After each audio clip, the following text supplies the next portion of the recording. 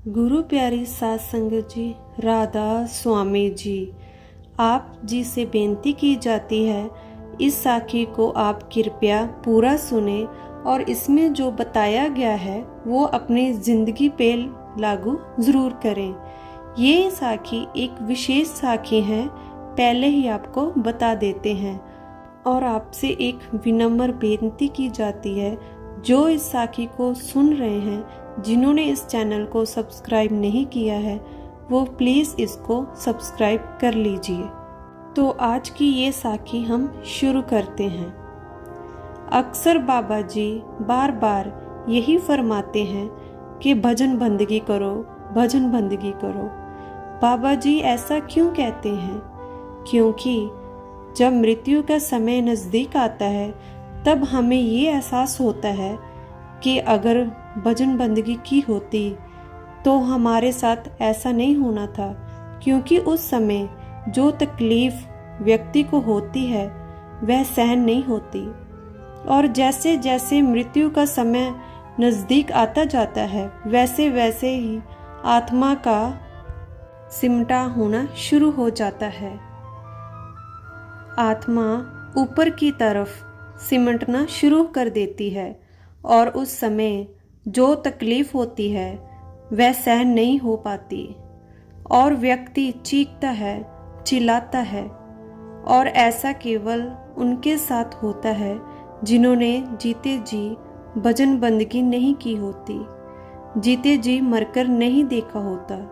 क्योंकि जिन्होंने जीते जी मरकर देख लिया होता है उन्हें ऐसी पीड़ा से गुजरना नहीं पड़ता। उनकी आत्मा एक पल में सिमटकर ऊपर आ जाती है और उस शरीर को छोड़ देती है। तो गुरु प्यारी साध संगत जियो, मृत्यु के समय एक सत्संगी की आत्मा शरीर को छोड़ने में कितना वक्त लेती है, ये इस बात पर निर्भर करता है कि आत्मा कहाँ से सिमटना शुरू करती है। अगर आत्मा पहले से ही दोनों आँख के केंद्र पर पहुँच चुकी है तो वह शरीर को छोड़ने में कुछ भी वक्त नहीं लगाती। जो सत्संगी हैं वो जीते जी मृत्यु का अभ्यास करते रहते हैं, भजन बंदगी करते रहते हैं। इसीलिए उन्हें मृत्यु के वक्त ज़्यादा तकलीफ नहीं होती, क्योंकि उनकी आत्मा तुरंत ही तीसरे तिल में सिमट सकती है। लेकिन जो जीते जी मृत्यु का अभ्यास यानी कि मालिक की भजन बंदगी नहीं करते, उनकी आत्मा नीचे से सिमटना शुरू करती है और आँखों के केंद्र तक आते आते काफ़ी समय लगता है। इसलिए उन्हें मृत्यु के वक्त काफ़ी तकलीफ होती है।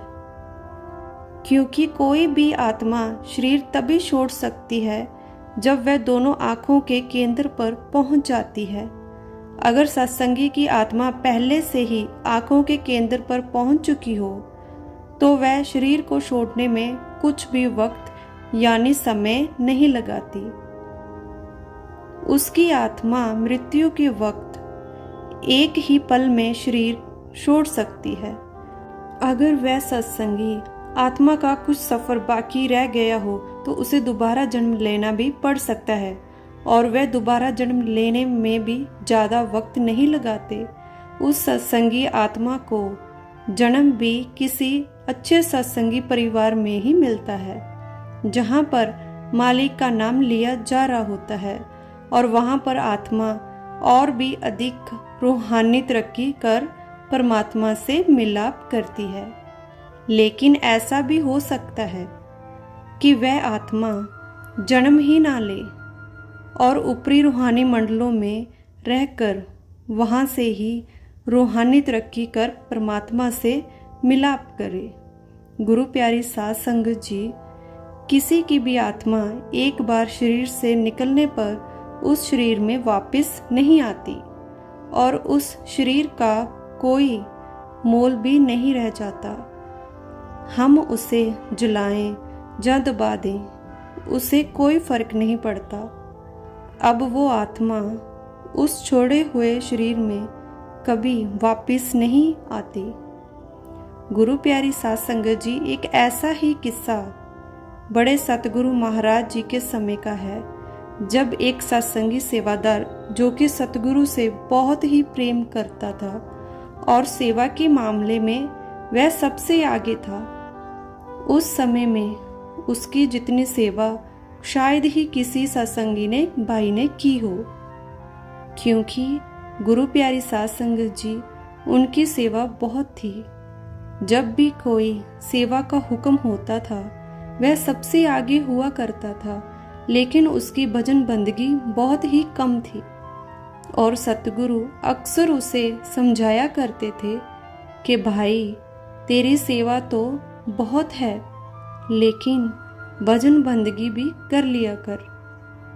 तो वह साधारण ही सतगुरु को कह देता कि सतगुरु भजन बंदगी तो मुझसे होती नहीं, अब आप ही अपनी कृपा कर मुझसे भजन बंदगी करवा लीजिए। तो साध संगत जी ऐसे ही बहुत समय बीत गया और उसकी मृत्यु का समय नज़दीक आने लगा। तो सतगुरु उसे समझाते थे कि भाई अब तेरा अंतिम समय नज़दीक है, तो तू भजन बंदगी कर लिया कर, मालिक की याद में बैठ जाया कर। क्योंकि गुरु प्यारी साध संगत जी सतगुरु को यह बात पहले ही पता चल गई थी कि अब इसका अंतिम समय नज़दीक है। तो सतगुरु अक्सर उसे समझाने आ जाया करते थे, लेकिन उसका जोर सेवा पर ही था। उसने खूब सेवा की और जिस दिन उसकी मृत्यु हुई उस दिन एक सेवादार भागकर सतगुरु के पास गया और उनके आगे फरियाद की कि हे सच्चे पातशाह, आपका प्यारा सेवक बहुत ही तकलीफ में है। तो सतगुरु ने कहा कि जाओ उससे कहो कि नाम सिमरन का जाप करे। तो वह भागकर उसके पास आया। तो जैसा सतगुरु ने कहा था तो उसने वैसा ही उसको कहा कि सतगुरु कह रहे हैं कि नाम सिमरन का जाप करो। तो उसने कहा कि तुम फिर जाओ, सतगुरु को यहाँ मेरे पास लेकर आओ, अब मुझसे ये तकलीफ सहन नहीं होती, मुझे बहुत पीड़ा हो रही है। तो वह फिर सतगुरु के पास गया। सतगुरु अपने ध्यान में बैठे थे। तो उसने सतगुरु को कहा कि सतगुरु अब उससे और नहीं रहा जाता, वह बहुत तकलीफ में है और वह केवल आपको ही पुकार रहा है। तो सतगुरु ने कहा कि अब मैं क्या करूं? क्या मैं उसे काल के मुंह में जाने दूं? जब मैंने कहा था कि भाई भजन बंदगी भी कर लिया कर, क्योंकि जब मृत्यु के समय आत्मा पैरों से सिमटकर दोनों आंखों के बीच आती है, तो जिन्होंने नाम की कमाई नहीं की होती, भजन बंदगी नहीं की होती, उनको बहुत तकलीफ होती है, बहुत दर्द होता है। तो वह तकलीफ सहन नहीं की जा सकती, इसलिए व्यक्ति मृत्यु के समय इतना तड़पता है। लेकिन जिन्होंने जीते जी मरकर देख लिया होता है, जिन्होंने जीते जी मालिक की भजन बंदगी की होती है, उनके साथ ऐसा नहीं होता।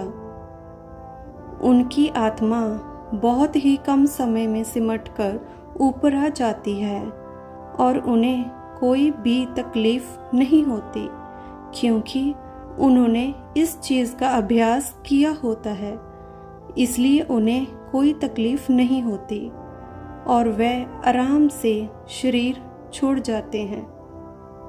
तो इसलिए तो मैं कहता हूँ कि भजन बंदगी कर लो, ताकि आगे जाकर कोई तकलीफ ना हो। बाकी जो सतगुरु ने जिम्मेवारी ली है वह तो सतगुरु ने पूरी करनी ही है। सतगुरु ने अपने शिष्य को सचखंड लेकर जाने का वादा किया हुआ है, वह तो सतगुरु पूरा करते ही हैं। लेकिन फिर भी आपको तकलीफ ना हो, इसलिए सतगुरु भजन बंदगी करने के लिए बार बार कहते हैं, नाम की कमाई करने के लिए बार बार कहते हैं।